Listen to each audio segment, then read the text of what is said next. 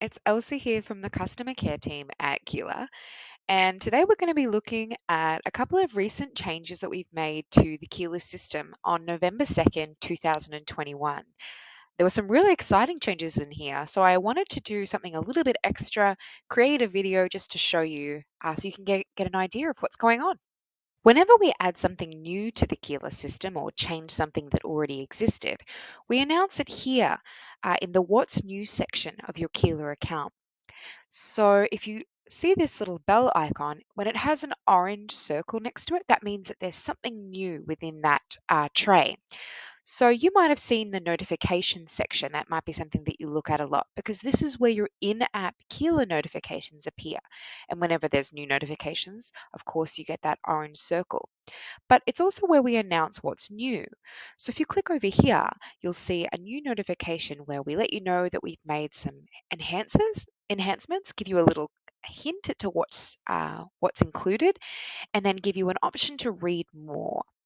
So when you click on this, it will remove that notification and you'll be taken to the release notes that we have in our knowledge base. So here you can find an explanation of each change. We make sure that we include screenshots wherever it sort of makes sense. And we've also split them up into little sections. So you can see here we've got some changes to eBlast, forms, fundraising, automation, and MailChimp as well. You can access the release notes at any time just by heading to our knowledge base. So let's head back to the knowledge base from here. So if you come here and land around about the front page, if you head to announcements, you'll be able to see all of our status updates, any sort of special announcements or campaigns that we're holding, but most importantly, release notes in here. So you can see all the release notes that we've got notes for in a list here and run through them whenever you need. Let's start with the eBlast changes. So the first change happens when I am creating a new eBlast. So let's go ahead and create one. I'm just going to call it Giving Tuesday. I feel like that's pretty relevant right now. And I'm also going to choose my Giving Tuesday campaign. Let's pretend that's 2001. Okay, so now the new trick comes when I select who the Giving Tuesday email is going to be sent to. It's a change to how we add recipients. So previously, you could choose to send your mass email to either all contacts or to a segment. And we received lots and lots of requests and feedback to include tags in this. So here we are. You now have the ability to send to a segment, to all contacts, but also to one or more tags. So let's start with our segment because there's a couple of changes here as well. So if you choose to send to a segment, you can locate an existing segment in here, one that you've already created. But if you haven't created your segment yet, you can also create one from here. So previously you had to head back to contacts, create your segment, and then come back. The segment needed to exist already for you to be able to choose it, which, a couple of clicks, we want to avoid clicks if we can. So you can actually now create the segment right here. So if you click on the drop down, you're always going to see the 10 most recent items, no matter what you're looking at, whether it's a drop down of contacts, of donations, of segments, of tags. We show you the 10 most recent here. So if you don't see the segment that you're looking for, you can simply type to search for it and you'll be able to come up. If you're wanting to create a new segment, type the name of your new segment. So I'm going to call this my Giving Tuesday 2021 Libunt. Oop, can't spell. Libunt list. And Keela looks for that segment, sees that it doesn't already exist, so it provides you with the option to create new. I can click on that there. And then from then on, it's just your usual segment. So for this, what I'm going to be doing in this scenario is I'm going to be sending a separate Giving Tuesday fundraiser email to folks who donated last year, but not this year. Everybody else is going to get a different sort of general Giving Tuesday fundraiser, but I want to make sure that for my Libunts, those who donated last year but not this year, get their own special one because they're sort of the most likely to engage.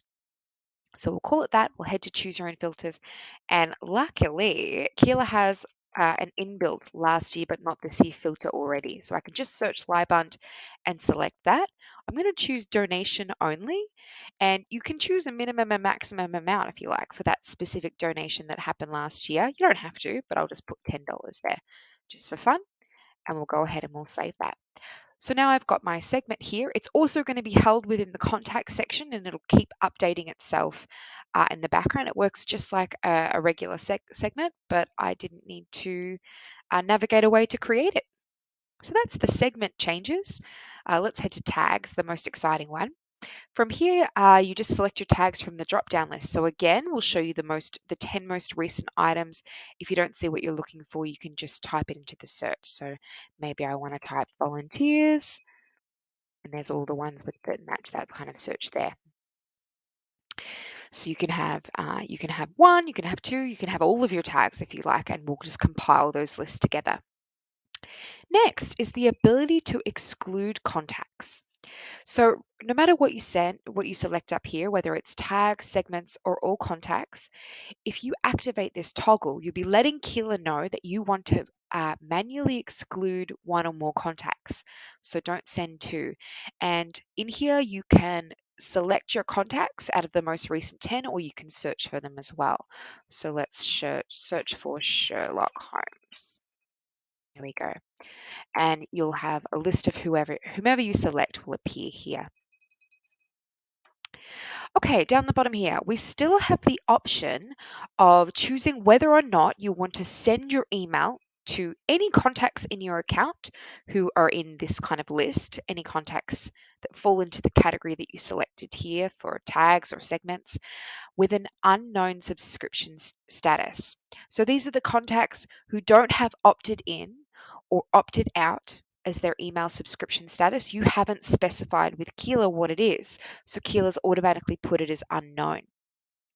So if you want to learn more about this, we've added this little note here that you can click on. It'll take you to our knowledge base, which explains that as well. So we just thought it might be handy to have a little bit more information there about what that means, and just some tips on how to be GDPR compliant as well. So based on our recommendations. But if you do find that you've got all of your email addresses are unknown, then we do recommend choosing this, because otherwise you're not going to be able to send it to anybody. So definitely take a moment to review your subscription statuses if that applies to you. Ideally, you've got people who are opted in. Okay, we'll go ahead and save that. Now we've got a couple of changes in the way that you can view or preview the recipients. So now that that's saved, Keela's going to show me the subscription statuses that I've selected. So I can see that at the moment I've got anybody who's opted in and anybody who has an unknown email subscription status, because I left that tick box ticked. And then also the tags that I'm sending to as well. If I was to change that to a segment, and let's say I'm going to choose that segment again, we'll save that. It's going to update and show me that segment here. But the cool thing is, no matter what you select, you can actually preview the recipients that are going to be receiving it as well by clicking on this hyperlink. And if you selected a segment, you can still edit the filters right in here. So you don't need to sort of head back to the segment to see who's included. You can preview that segment here and you can edit it here. So maybe I want to add one more filter. I want to make sure that everybody who I'm emailing now has a primary email address. So I'll look at the primary email address filter and make sure it's filled. And just make sure that I save filters to the segment. Anytime you make a change to a segment, you just need to make a save for that. Now that you've got your recipients sorted, perhaps you'd like to send a test email of what your eBlast looks like, maybe to some other people on your team to grab some feedback before your campaign begins. And if that's the case, we have got you covered. So now if you hover over this send button up here, you can still send a test to yourself, but now you can send tests to multiple emails. So if I click on this, you just need to type in the email addresses that you want to send to. So you don't need to, so it's not just folks who have a Keela account, you can send it to external people as well, just as long as you've got their email address here. So I'm going to go ahead and select support@keela.com. And if you want to add another one, just click on this option here. You can do that to delete, but you can just go ahead and send. And the really cool thing about this is that you can do that multiple times. So maybe I send this first email, I get some feedback, I go in and make some changes, then I can just do repeat, rinse and repeat, and send it as many times as I like before I send the final product. Now, once you've sent your email, you'll be able to view some new statistics. So first, you can now click on the unopened statistic here. So previously, these were hyperlinked, but this one wasn't. You needed to to click on recipients here and filter by unopened. Apologies for the delay on that, but now you can click on unopened and it'll give you a list of anybody who hasn't opened it. You can add them, work with them from there. So thank you very much for your patience while we got that one updated. And then next, this one I'm really excited about. If you included any links in your eBlast, you'll now be able to view the actual click statistics on those links themselves. So previously we just had the clicked here, but now we've broken it down further. So again, thank you for your patience while we made these two changes and for your feedback about them. Through that, we were able to get this done and updated, and I think they're going to be really useful. These are the changes that I'm most excited about, the forms changes. We've received a bunch of different suggestions in our product portal from users for ways to make our forms more flexible and editable. So this is the first wave of enhancements to forms. Look out for even more robust changes in the future. But first on our list of priorities has been the ability to change the individual fields and content sections of forms, the wording and the language. So not only does this let you customize the wording of all of the questions on the form, it likes to set the tone of your mission and make it sort of match your own wording. It also allows you to change the actual language of the forms themselves to anything you like. So I'm looking at you, all of my French speaking friends. To begin, head to the Setup tab of any form. This can be an existing form that you've already created in the past or a new one that you've created today. It can be a donation form, subscription form, any form in Keela. Now, for today's example, I'm going to be using a donation form just because it has more customization. So you might find on your form that things look a little bit different. Obviously, donation amount and customizable visible fields will be a little bit different, but all of the principles work the same and there'll be a lot in common. So if yours looks different to mine, not to worry, there'll always be less, never more. So here on the Setup tab is where we choose what's going to be displayed in the form information section on your form. So you've got donation amount. All of this is already customizable. You can change sort of the language that appears here and you can put whatever letters, wording you like. So this was always customizable. But the real magic happens further down.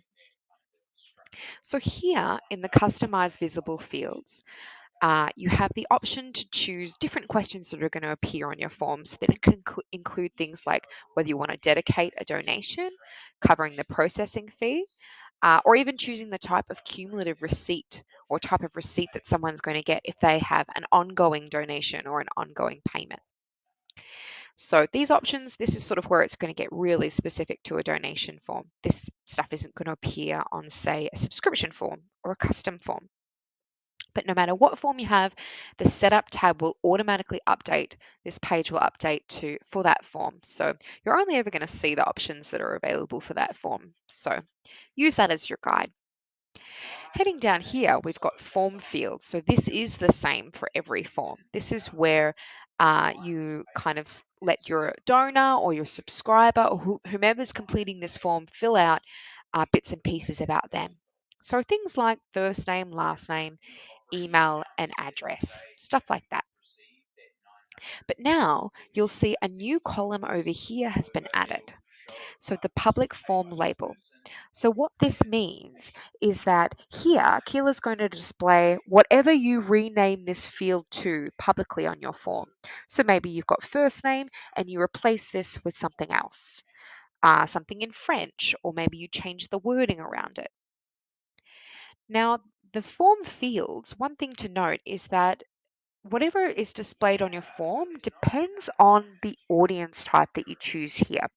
So you can choose individuals and organizations or only individuals. If I have individuals and organizations, I choose which fields appear for organizations and which appear for individuals. But if I have only individuals, then we only have the individual section. Of course, down the bottom, you've got the ability to add your own questions. And of course, you can choose whatever language for these questions that you like. So this was already customizable, but we've changed the form fields and visible fields. Those are the ones that weren't, and we'll take a look at them soon. So how do you change these fields, Elsie? I hear you asking. Well, if you're making any changes to how the form looks, you're going to want to head to the Designer tab. So when it comes to these section headers here, you'll see that I've hidden my header and my body and my image and footer. I've removed those so that things are a little bit clearer. The only section I have available is the form information, because the form information is what we're looking at today. This is the stuff that you weren't able to edit previously. Things like donation amount, donation frequency, one time, monthly, dedication, the language in here, first name, last name, that kind of stuff. But for the rest of it, so for example, if I turn body on, you were able to edit the title and the information that appeared in the body of these sections. So none of that's changed. You'll still be able to edit all of this stuff, change it to whatever wording or language that you want. We're just looking at form information today. So let's jump in. So you'll notice now that when I jump in, there are a couple of extra tabs that we've introduced here. You've got individual fields and organization fields to start. So individual fields are those fields that we selected on the previous page, things like first name and last name. Now, if you'll remember, I turned off organization fields. I only wanted this form to be for individuals, which is why this tab's blank. If your form's audience type is changed to individuals and organizations, you're going to be able to change those fields here, but Keela will automatically update that for you. Okay, so individual fields. Let's start with first name. So maybe you want to change the wording to something a little bit more friendly, like more of a question than a field itself. Or maybe you want to change the language. Maybe you want this to be in Spanish or you want it to be in French. You can put whatever wording you want in here. So I'm just going to copy and paste that in there. Now, if you're changing the wording of the form itself, so you're not changing the language, you're just changing how things are phrased, then you might want to stop here at address and just leave it as changing the question. But if you're changing the actual language, if you're wanting your form to be in French or Spanish or anything else, then you will want to edit the address placeholder text. So when you're asking for an address, we also split it up into little sections so that all the components of the address are fed nice and neatly into your Keela account, and Keela knows which component goes where. So it keeps things organized. So maybe in here, if you're changing the wording, if you're from Australia, you might want to change this to state or territory. Whoop. If you are from the States, maybe you want to change this to zip code. So you can definitely change the wording in that way. But if you're changing the language, you would change all of these fields to whatever language you're converting the form into. So I thought that was really cool. It gives us kind of an extra level of customization on top of it. Or if it means that you don't have to if you don't want to as well. So once you've changed the fields, head to the designer page labels. And I've got a little example of what I mean by this. So the fields are down here. That's this information in here that you're changing. But the designer page labels are all of the things that are inbuilt within the form itself. So things like donation amount or this button here, one time monthly, the dedication field here, this wording in here. So it's all the stuff that came automatically with the form that you couldn't change previously. You can see it all here.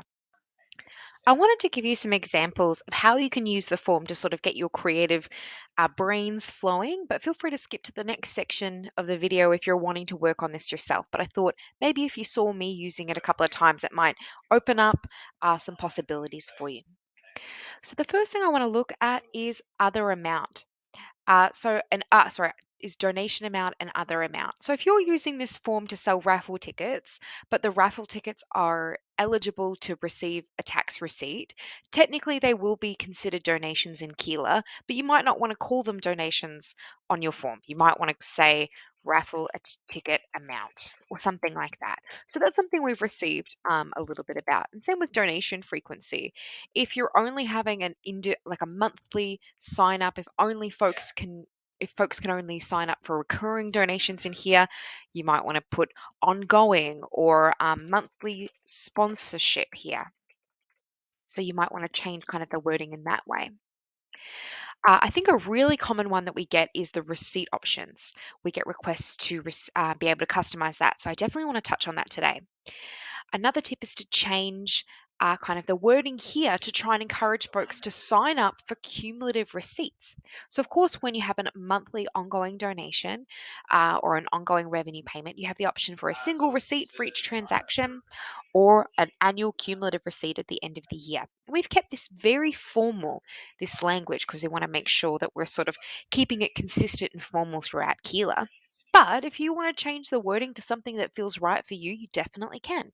So maybe you want to make this language here a little more obvious for your donors in case they don't know if they're not familiar with cumulative, which is an internal term. So send me one annual receipt for all payments automatically at the end of the year.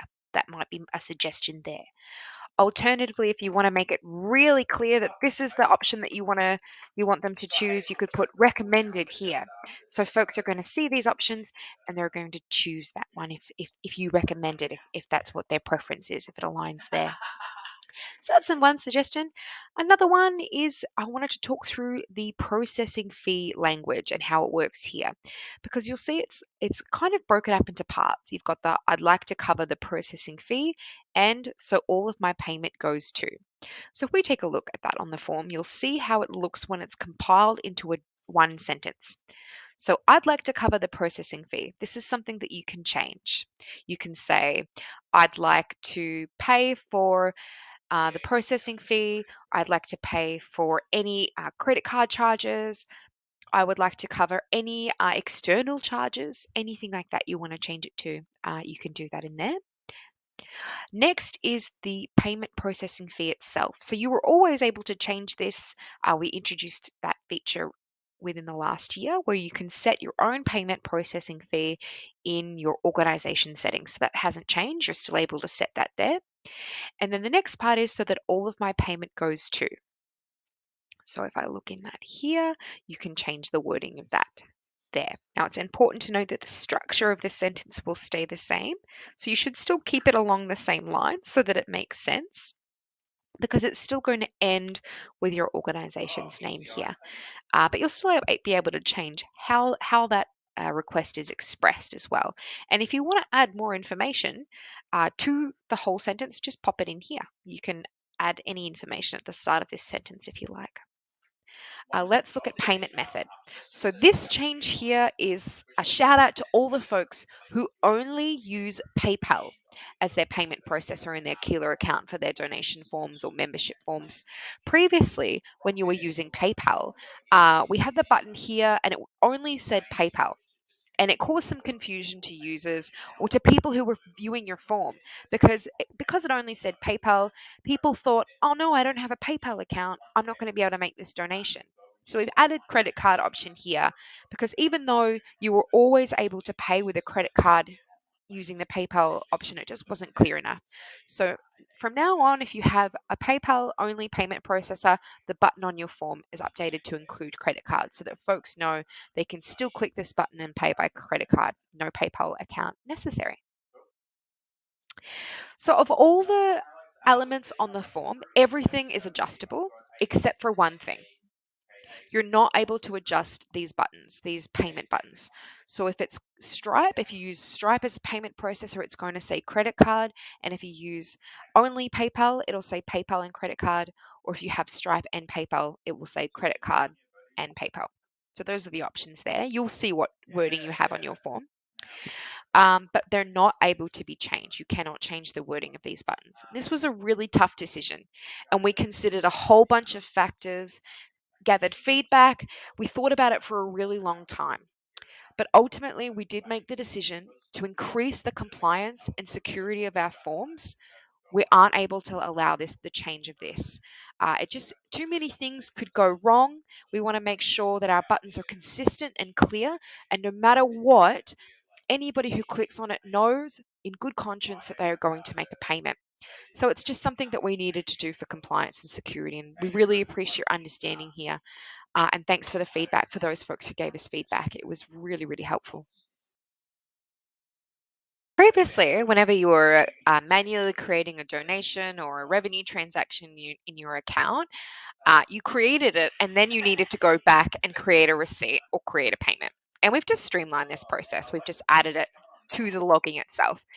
So if you choose online via Stripe or online via PayPal, you're going to be able to make those payments. So let's say I've got PayPal set up as my payment processor. I'll select that. And when I go to the complete transaction, this is a new tab that we've added. So you can either log the transaction without payment or receipt. If I save that, or I'll still be able to go in and make a payment or create a receipt. This is the old process in here. You'll still be able to do that. But now there's just that second option. So let's try that again with Stripe. Go to here. You also can make an online payment and generate a receipt while you're in the donation itself, and you can just fill in all the details there. Choose whether or not you want them to receive a receipt by email, or you can choose if you want to print and mail the receipt. You can even choose to generate a PDF acknowledgement letter when you're printing that as well. But that's just an extra level of sort of streamlining that we're working on here at Keela. This one is to all of the folks out there who have subscribed to our automation tool. So previously, we didn't include imported data in any of the workflow starting points that we had in automation. So for example, if I had a new welcome workflow that's triggered whenever a new contact was added to my account, I sent out an automatic welcome to the Papa Project organization. This was only for folks who were added via a form or manually through a team member. It didn't include whenever a mass import was done. And it's the same for, workflows where you're sending a special thank you to first-time donors. It only counted those donors who were added manually or who made a donation through a donation form. It didn't include any contacts who were imported with their donation data. So now you have the option of including imported data if you want when looking at contacts, or excluding imported data if you want when looking at transactions. So let me show you what I mean. If I head to new contact added, now you can see we've got a little option here. It includes imported. So if I import any new contacts from now on, they'll automatically be added to my welcome workflow. And if I head back to maybe my first time donor thank you, let's jump in here. I can choose to exclude imported transactions, or I can choose to include them. So it works a little bit different because we figure we don't want to give you the option to include all imported donations in case you import 5,000 donations at once or something like that. So that's how those two new options work. Have fun with them. They're very self-explanatory. So if you come across them, you'll be able to sort of figure out how they all work. And it just adds an extra layer to help you create even more powerful automation workflows. So that's very exciting. And finally, last but certainly not least, we've added a few new features to our MailChimp integration to make the syncing process a little easier and a little bit more efficient. So if I head into sync history, here you'll find all of the tags that you've synced from your MailChimp account to Keela. Now, we've updated this syncing process so that no matter what, any contact that's added to one of these tags in your MailChimp account will be pulled over to Keela. So previously, this didn't include imported contacts. If you imported a bunch of contacts into MailChimp, they wouldn't send that information over to us as part of their sort of internal security rules, but we work with them and we've developed a couple of things on our end to help out with this. So not a lot has changed for most people here, but just rest assured that as long as you're adding a new contact to a tag in MailChimp, it's going to end up in Keela.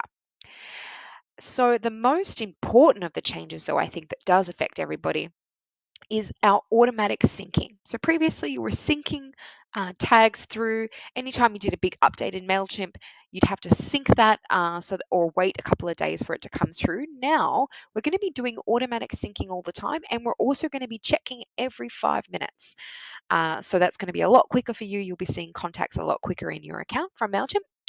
And Lastly, we also have the ability to manually sync contacts too, just in case you're like, you know what, I want to see my contacts right now, bring them over, I can't wait 5 minutes, click this resync tags button and everything's going to refresh and update on demand, just as a little backup in case you're sort of wondering where something is or you need something to work out an automation flow or get an e-blast sent. So those are some neat little changes there. Thanks so much, everybody, for coming along and for all of the feedback that you're continuously giving us in the product portal. We work through every little bit. We do so much research on it, so much design, and we're able to get it out into Keela thanks to you. So have a great day. Enjoy.